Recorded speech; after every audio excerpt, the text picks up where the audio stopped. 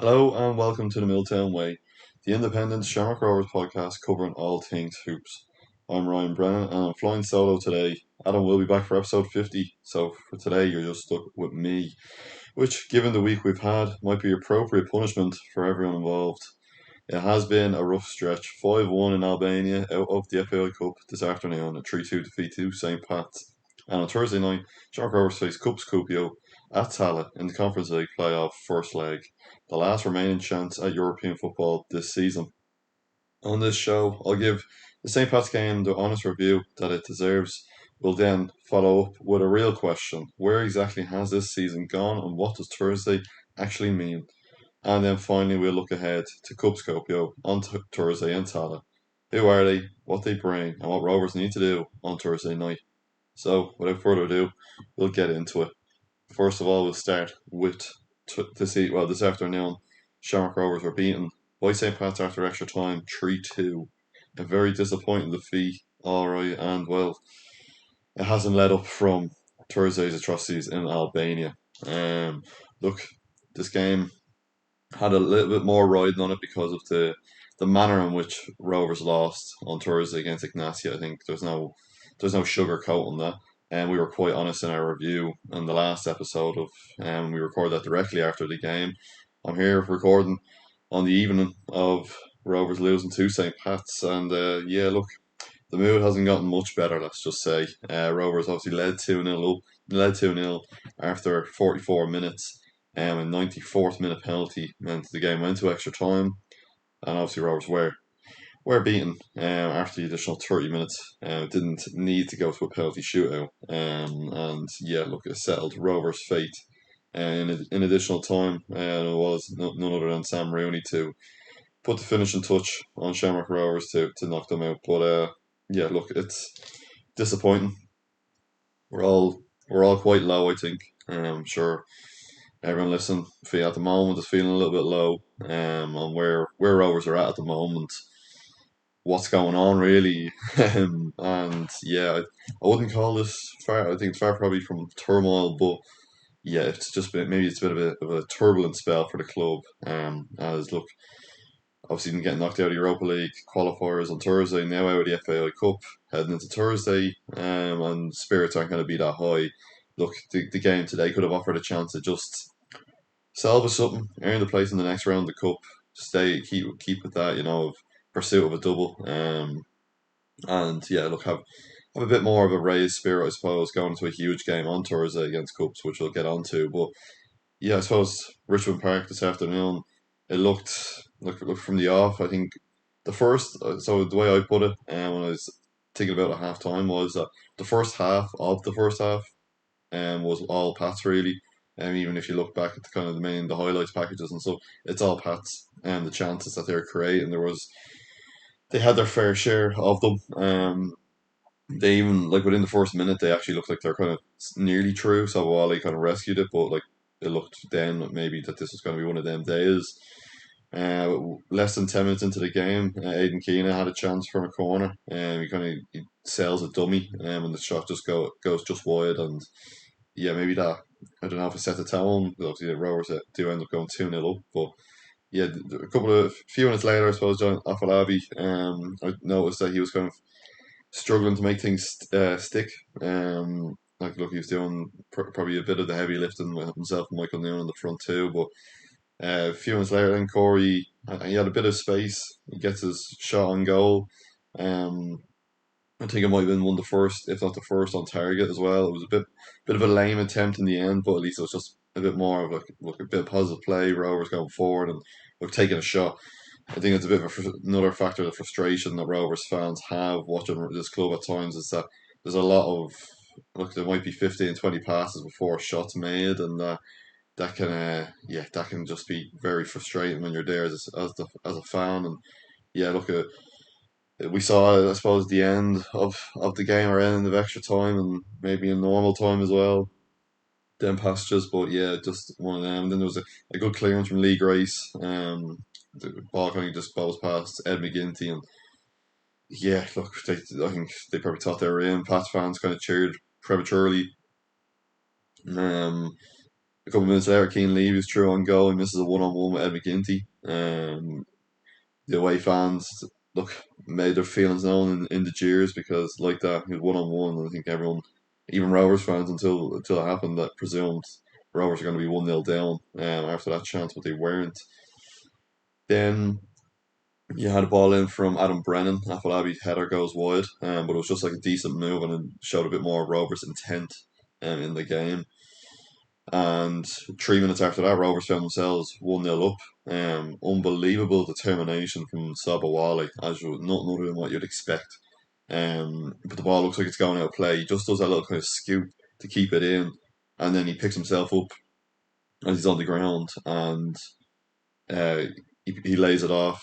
Ball goes in and finds Afolabi, and Rovers are 1-0 up, and it's a it's a brilliant kind of reward for Sabawale because he fought really hard to make sure that stayed in. And look, when that alone earns recognition from the fans, and I don't know, earns maybe a cheer at times, even if it's kind of like if it doesn't lead to anything. Fans love nothing more than just to see determination and hard work.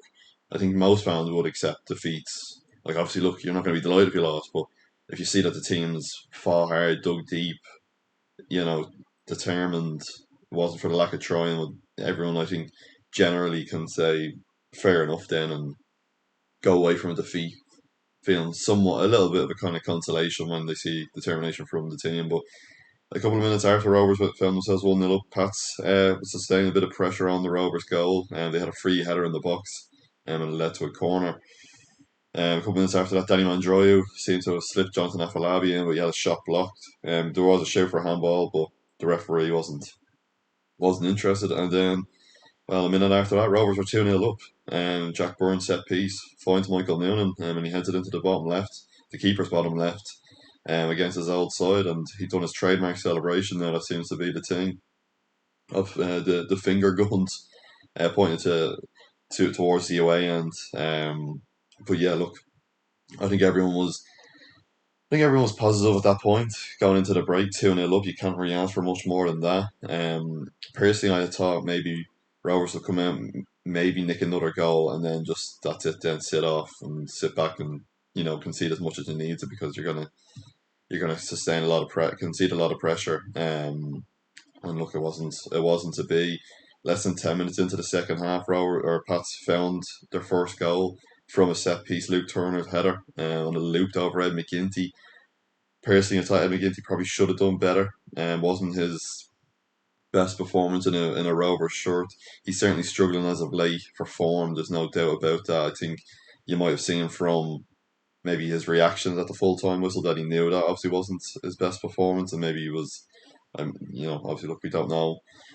We don't know what he was thinking as the ref blew the whistle, but yeah, just that he was on the ground and kind of on his back kind of thing. Yeah, just didn't make for good viewing from a fan because I think he might be thinking to himself that look, he hasn't had a good performance and he hasn't.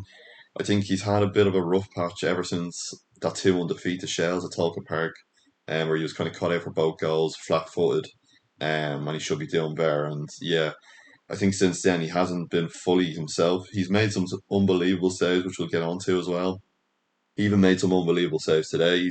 Look, he has that in his locker. He has that potential to just be a fully fledged strong goalkeeping option for Rovers, with no doubts kind of thing. And obviously, look, every keeper has their moments and stuff, and particularly look, it's such a scrutinised position. One mistake can be put under a microscope quite quickly. But Ed, look, yeah, I think he's a bit far out from his line from the set piece. I don't know. I think it looked maybe as if he was on two minds to try claim it, and then sees how far wide the ball goes, but doesn't do. He's quick enough then to drop back and ensure that he doesn't get kind of have the ball loop over his head, which it does. I think that goal came quite early in the second half, which really played to their advantage too. Scoring within the first 10 minutes of the second half after being 2-0 down is probably the ideal scenario if you're a Pats fan.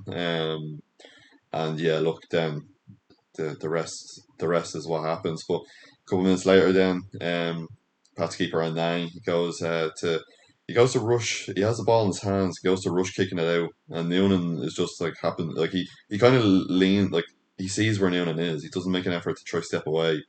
just kicks it, and Michael Noonan got booked for it. I don't really understand that at all.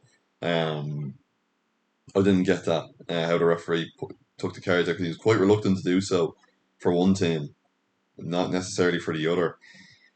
But a few minutes later after that, Elbazetti runs across the pitch and finds Levy on the other side. Or sorry, the ball in finds Levy on that other side. He shanked the effort, thankfully. That easily could have made it 2-2. Pats had their chances for sure. The bit of a lull between that and the next chance where Keane Levy goes down the box. Referee again not interested in the penalty situation, but you saw Stephen Kenny was visibly distraught over the referee not awarding the penalty in that moment. He was quite far out of his box for like most of the second half as well, which kind of irritated me, because we know Bradley's history of getting booked at times when he's, I know, but most of it as well comes with maybe he's having an argument with the ref and so on. But Bradley's quick to be put back in, quite literally be put back in his box on the sidelines. Stephen Kenny was free roaming, it seemed. He was nearly playing as a right winger at times. I thought he was that far out. But I didn't see any kind of repercussion for that. Will Fitzgerald comes in, he cuts in on the right wing, and he has a close attempt missed, goes wide. One of them that kind of looked like it could have been a screamer, but it wasn't.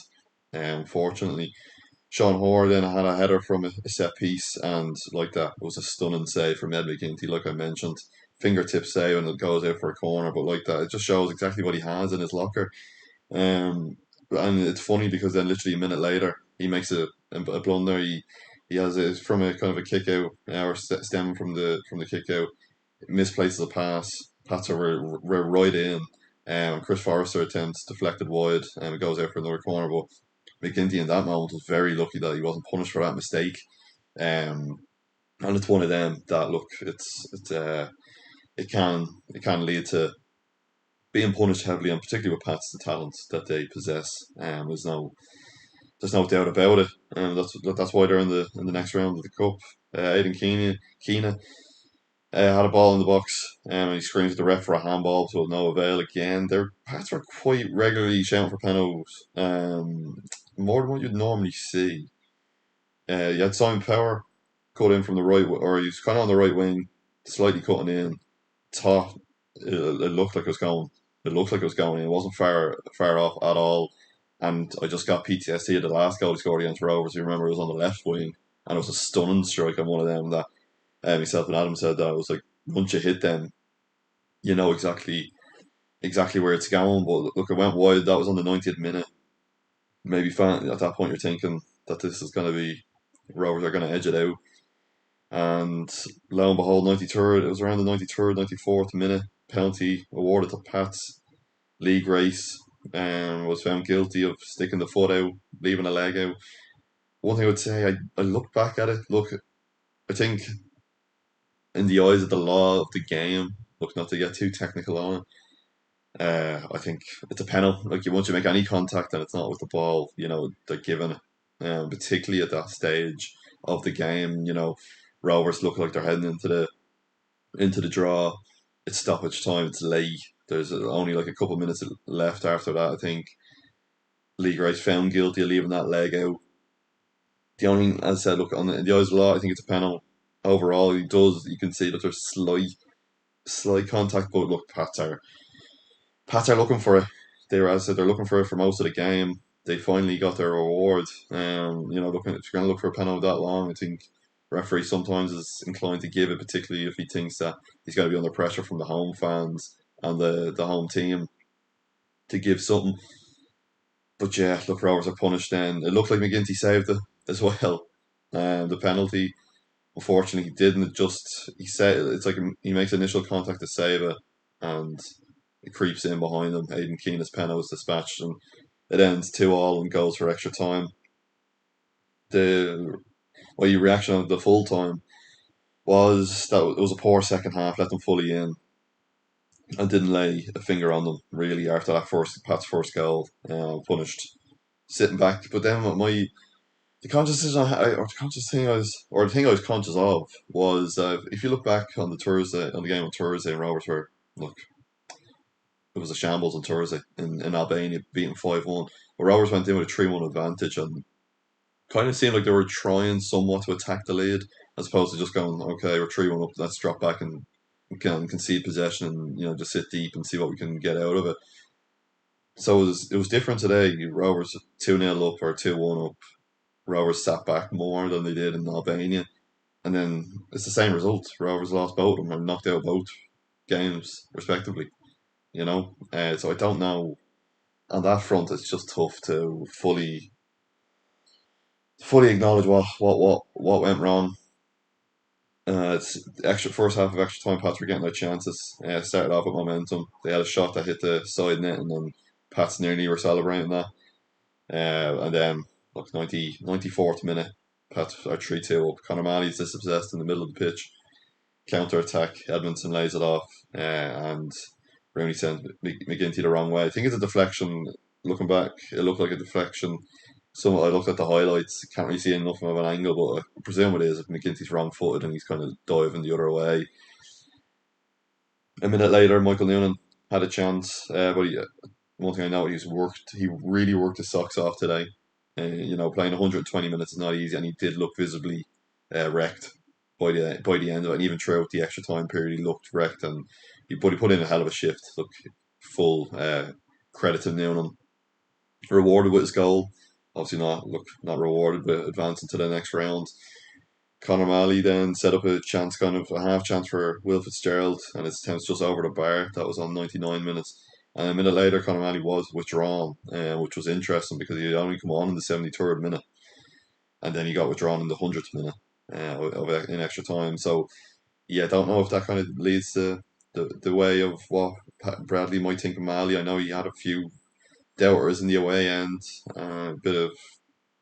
got a little bit of flack, but yeah, I don't know. That to me screamed that Bradley maybe just didn't. Obviously, look, might just be thinking he wasn't performing on the day today, but yeah, it was just yeah. Look, it might have. We'll see how it unfolds. I suppose. I thought the first half of extra time was poor again. Pats were the dominant force, and it looked like it was more likely to go 4-2 than it was 3-all. And never a good sign when you're behind in a cup game. But second half extra time, Edmondson. There was a long ball to Edmondson, and Stevens just he doesn't have the pace to keep up. That was on around 111 minutes. And then Sheridan was true on goal for Pats. Lee Grace was forced to foul him. That was a minute after. But other than that, full time 3-2 defeat after extra time. Thought it was poor again. I thought Rovers missed a chance to respond after Thursday. Um, and yeah, now look, Rovers they have to lick their wounds, and that probably leads on to the bigger discussion of what's happening here at Rovers at the moment. What's going wrong? Why are Rovers in this position? And my conversations I had after the full time whistle was that it's interesting. Rovers are an interesting club. They're unique in many ways, but if you look at this season or when you went into it in January, if someone said Rovers were only to win the league, it's a weird one because nearly not. I don't think it is, but it's nearly seen as like they should be doing more than just winning the league. Not to say it should be the double again, but you're mainly looking at Europe with that lens on.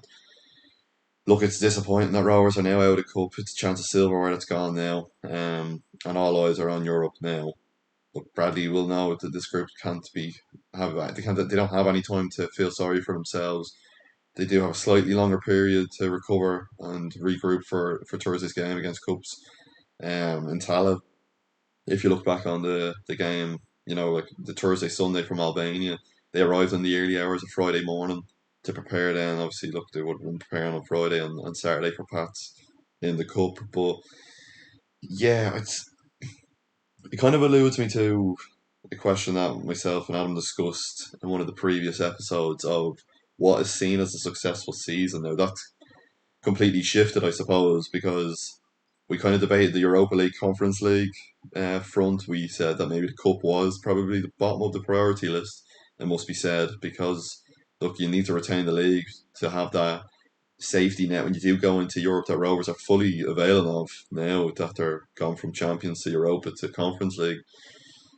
So the league's a must, obviously. Don't think anyone can discredit that, but the cup's now out of the way, and Europe, the fact that performance on Thursday against Egnatia was so shaky and so vulnerable, I don't. What can be described as a good season? Look, obviously, if Rovers went on to win the league and maybe reach the knockout phase of the Conference League, I think many people would be forgetting this poor spell we're in at the moment. I don't think anyone can really have a doubt about that. But it's a big if. You look at Rovers and you look at these two games. They don't fill you with confidence that Rovers are going to secure a spot in the UEFA Conference League this season. I'm quite nervous about it. This cup side that Rovers are going to come up against, and we're going to touch on them in a few minutes. But look, they're a strong team. Anyone who kind of, I'm sure there's probably a lot of people listening here who have a good knowledge on them or are familiar at least with cups. So they're uh, they're a strong side, and now it's where do we go from here? Rovers are only the only hope is Conference League. And look, if someone said Conference League at the start of the season, you'd be thinking. I think the main point that I'm currently feeling at the moment is if it was Europa League, fine, it's a free. In other words, it's a bit of a free hit. You're not expecting Rovers to make it out of the league phase of the Europa League had they have qualified. But the fact that it's Conference League now, and we're not there yet, obviously the big playoff, it's nearly as if Rovers just go to the Conference League, if they say, for example, let's just say they overcome cups, but if they just went out of league phase, I still don't even think that's seen as a successful season. Financially, it's crucial Rovers qualify for Europe, of course. I'm sure many supporters are aware, and you know that caters for a lot of things. That European money, of course, one thing being wage bills. If you're bringing players in to progress the club, you still need to get that reward in the short term. You know, there has to be that financial, the kind of nearly comfort. Not to say like, look, not implying that Rovers are financially comfortable, but just that financial comfort of saying, okay, there's going to be money coming in from Europe. The fact that now it's the last chance saloon, really. Rovers have availed of all their options. They've made it to the second round of the Champions League qualifiers, dropped into Europa League third round. Now in the playoffs of the Conference League, can't afford to slip up here. What's seen, like again, just going back to that, what's it seen as a successful season? Look, Rovers have been on and off, I suppose. Maybe is the way to put it. They've not looked overly for large spells of this season. Their team in transition. I think we can all see that. Switching from a squad that was more on the age in front and still is. There's members in that squad that are older than your Adam Brennans and your Corey O'Sullivans and the like. For example, your Pico Lopez, Lee Grace, Enda Stevens, Aaron Green. They're all kind of 34, 35, 36. They're just in that bracket, of kind of nearly reaching the.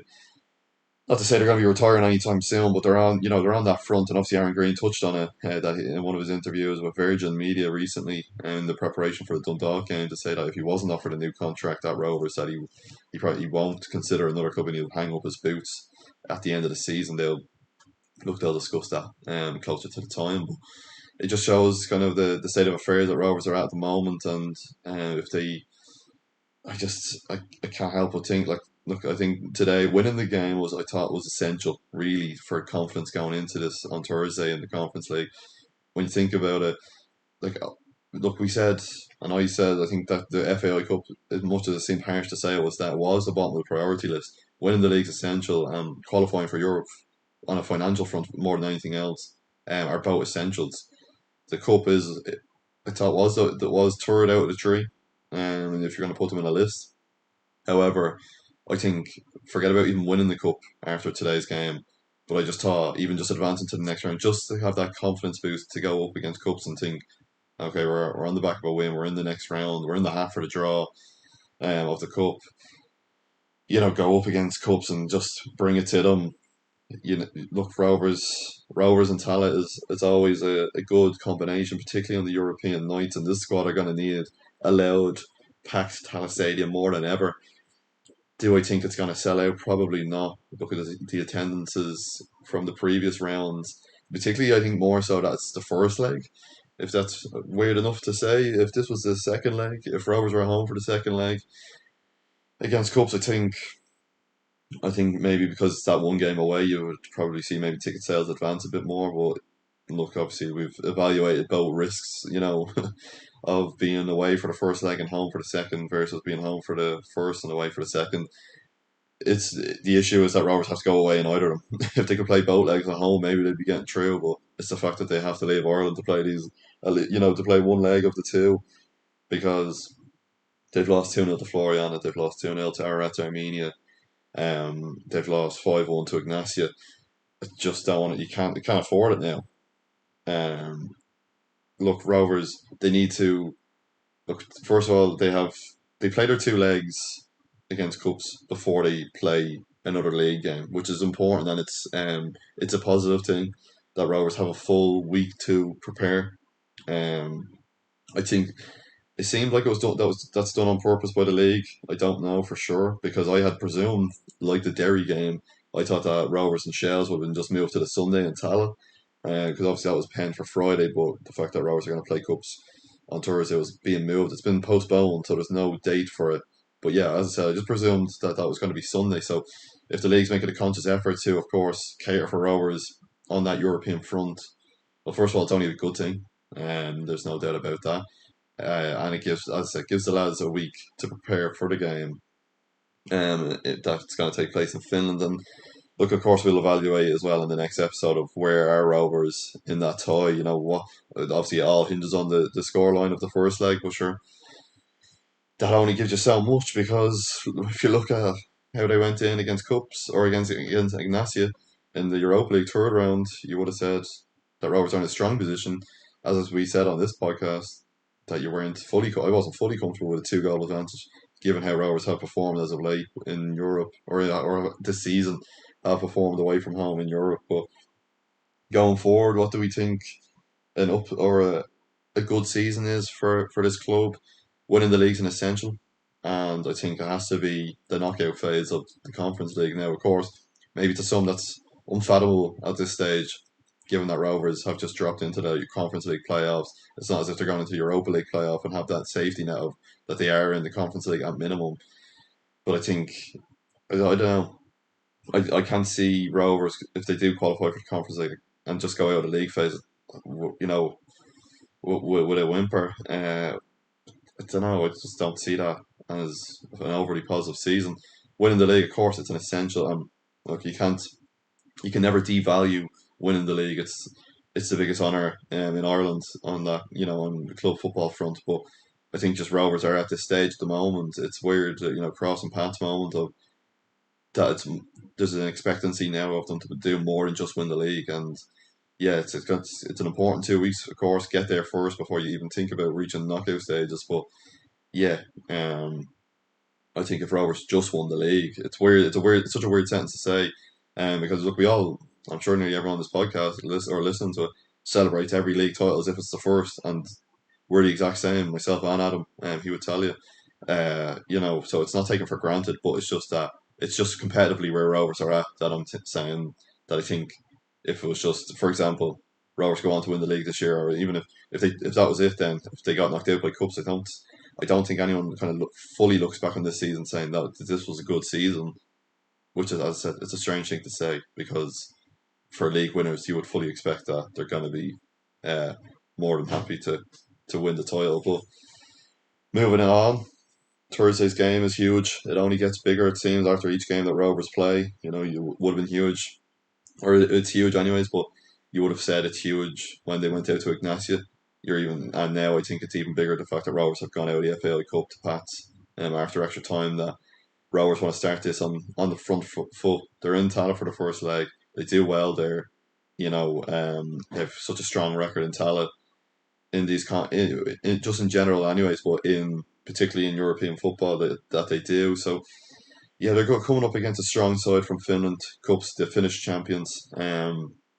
I don't really want to pronounce their league Vex maybe, but I'm sure that's wrong.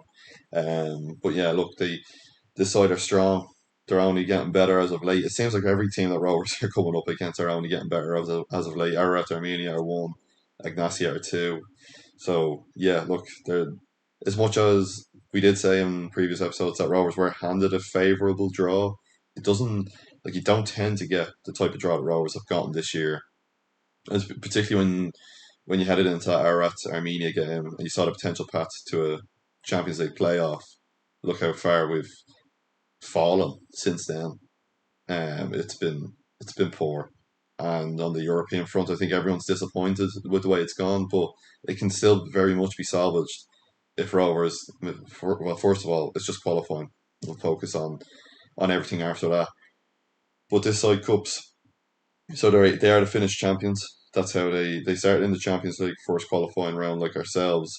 They beat Vardar Skopje of North Macedonia. They won the first leg away from home 2-0. And they did lose their home leg to Vardar Skopje 3-2, but they won 4-3 then on aggregate. They advanced to the second round of the Champions League qualifiers. They faced Saba of Azerbaijan. Away from home, they lost 1-0 and then they lost 2-0 at home, so losing 3-0 on aggregate. So that meant they were dropping into the Europa League third round. There, they drew at home to Universitatea Craiova, a team the Rovers are familiar with. And if any fans want to do their digging and listen to this, and I'm sure they did face them in Milltown. But they drew 1-1 at home. They lost 2-1 away, losing 3-2 then on aggregate. That was only as of last week. So yeah, this team are strong. They're probably not as strong as they were last season. Their league form would suggest otherwise. Their league form would suggest that they are really in a strong position. They've won back-to-back league titles. They are in a pole position to make it three in a row. They have 8 league titles to date. They won their first one in 1956. Last season in the Conference League. So they went to Selhurst Park and they drew 2-2 with Crystal Palace. That's probably the most noticeable or notable result they had from the Conference League. Probably a few fans have maybe heard that since, and that is true. So they won't. They did draw 2-2. They advanced out of the league phase of the Conference League two, becoming the first Finnish side to reach the knockout phase of the Conference League from the league phase.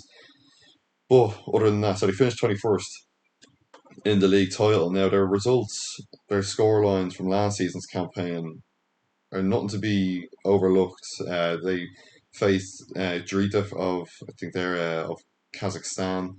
They drew that one was their opening game. They oh sorry, they're of Kosovo. They then drew away to Breidablik. Obviously, all Rovers fans very familiar with Breidablik. Drew 0-0 away from home there. They did, and another side Rovers are familiar with, the Slovan Bratislava. They won 3-1 at home to them. They lost 1-0 away to Jagiellonia Bialystok, and they did draw 0-0 at home to Lausanne. And then, of course, they drew 2-2 with Crystal Palace in the league phase. Now, one thing to note is that, of course, they did reach the knockout phase where they came up against a strong Lech Poznan side. They lost 2-0 in the home leg and they lost 1-0 in the away leg, so they lost 3-0 on on aggregate. But the sides they came up against, look, you can't overlook it. Is what I'd say. And so they're all strong sides. Lausanne finished ninth. Palace obviously winning the thing. But they finished 10th in the league phase. Palace did, but Lausanne finished ninth as well. Like no, there's no way I don't think that you should be overlooking this team. I don't think anyone is in any ways. Um, but yeah, it's one thing to note that, and even the Jagiellonia Bialystok result, losing 1-0, that's a tight game, and Bialystok went all the distance with Fiorentina. Well, went to extra time last season as well. So look, there's no complacency here. It's important Rovers get off on the front foot without a doubt. They've got a new manager as well. He took over for this season. They're also one thing to note is they're mid-season, or well, it's near the end. Similar both to Rovers. They have 2 games left of their normal league stage in Finland, and then it breaks away into the title group and the relegation group. Something that I'm very much not a fan of. But their new manager, Mika Newton, he's 34. He replaced Jarko Wiss, who left for SJK after winning back-to-back titles. But yeah, they're going to be a tough team. So far in the league, anyways, as far as their league form is concerned, they have 12 wins, 7 draws, and 1 loss after 20 games. So 1 defeat in 20 in the league. It's slightly worrying on the Rovers front. They're top of the league by 5 points. They did only win today 2-1.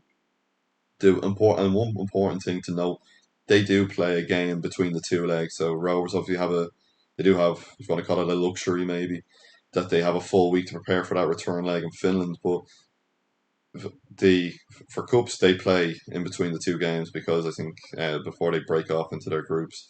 But they won 2-1 against FC Lati today, or well, when you're listening to this was yesterday, and they do play in between the two legs. One thing to note for that away leg, obviously, we'll be talking to you before it comes around in anyways, but it's 4 p.m. kickoff time, Irish time, anyways, 6 p.m. local time for that second leg in Finland. So that's one thing that's going to be probably frustrating for most people. But yeah, going into this game, confidence levels are probably what you'd expect, not very high, unfortunately. And none of us like to say that. I don't like to say that. Adam doesn't like to say that when he's on. And I don't give predictions. I still won't. But yeah, the confidence levels aren't high, but I do think Rovers will win the game.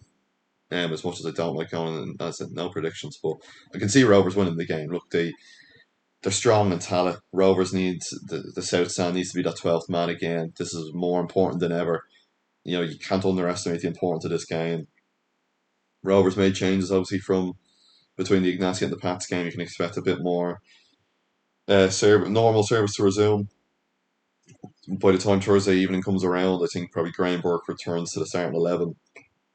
You'll see obviously Pico, of course, he's not suspended for that game, so he'll be in that starting 11 as well. Sabawali will retain his position too. But yeah, look, it's a weird one. We're coming into this at a weird angle, I suppose.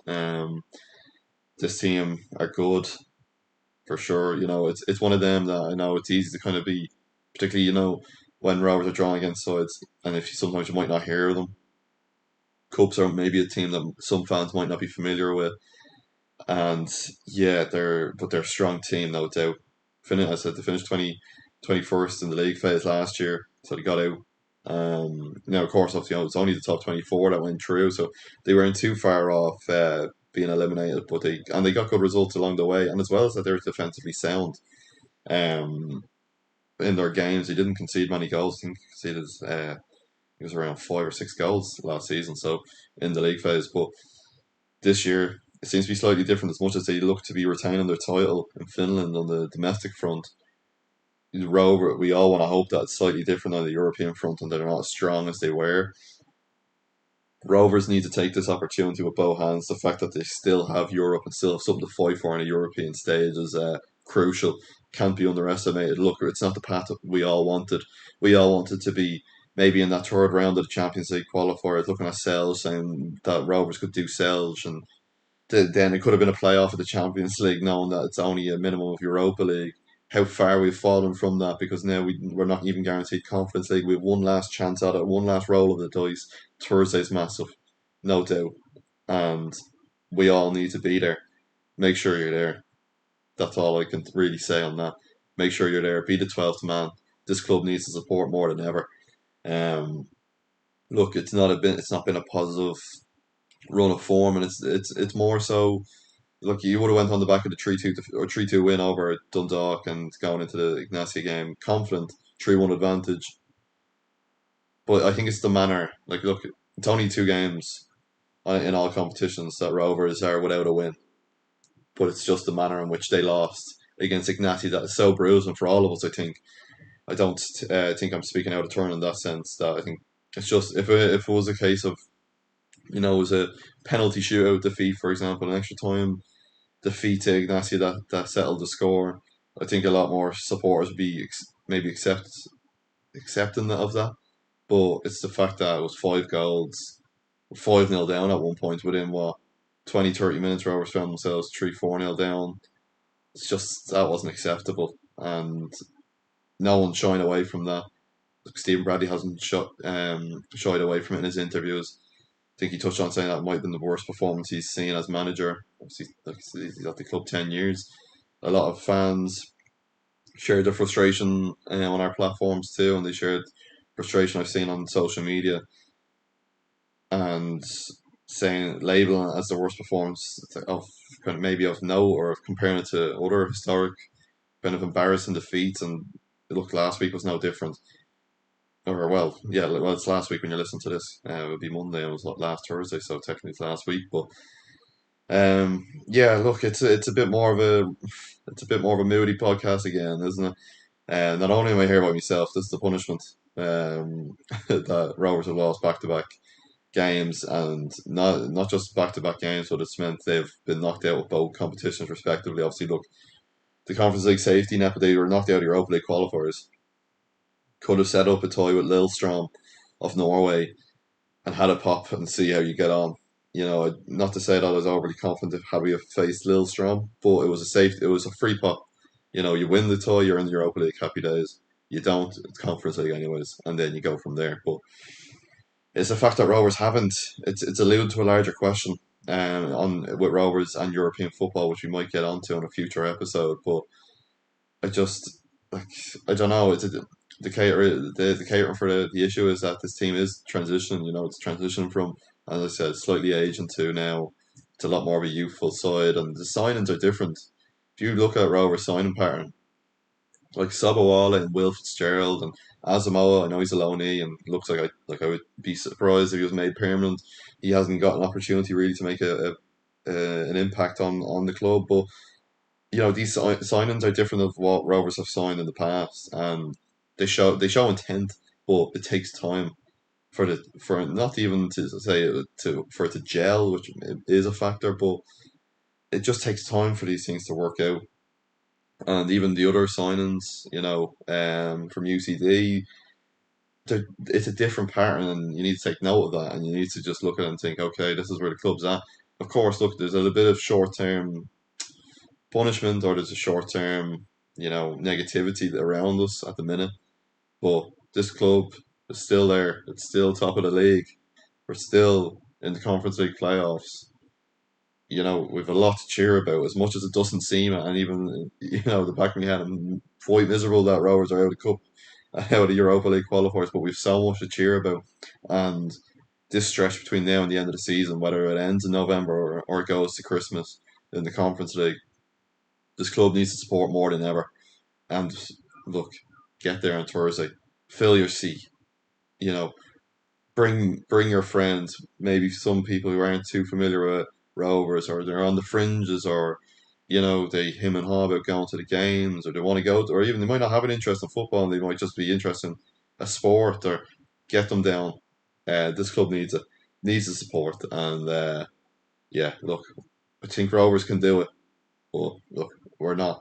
Our spirits aren't too high heading into the game with back-to-back defeats, and particularly giving up the lead, two-goal lead as well is always a sore one to give up. But I think we can do it. And yeah, sure, we'll be chatting to you between the two legs. And anyways, it will also be our 50th episode special as well. So make sure you do tune into that. Make sure you tune into this, share this as well with your family, your friends, that person who you're bringing to the game who's never been to a game. Share this podcast. We appreciate it. We appreciate every listen that we get as well. And so do make sure you keep engaging with us as well. Any questions you might have for us, or any thoughts you want to send in that you want us to discuss, we'll do that. And so do let us know. Don't hesitate to reach out. The Milltown Way, at the Milltown Way, across all the platforms: Twitter, Facebook, Instagram, YouTube, TikTok, anywhere. The Milltown Way, or at the Milltown Way, respectively. But that's it from me on this solo episode. Look, it's not to be for the FAI Cup, but we have bigger ambitions, and they're not dead yet. I'll chat to you, myself and Adam will chat to you after the first leg against Cups, and we'll be here for our 50th episode special, so make sure you don't miss it. Thanks for listening, as always. Champions,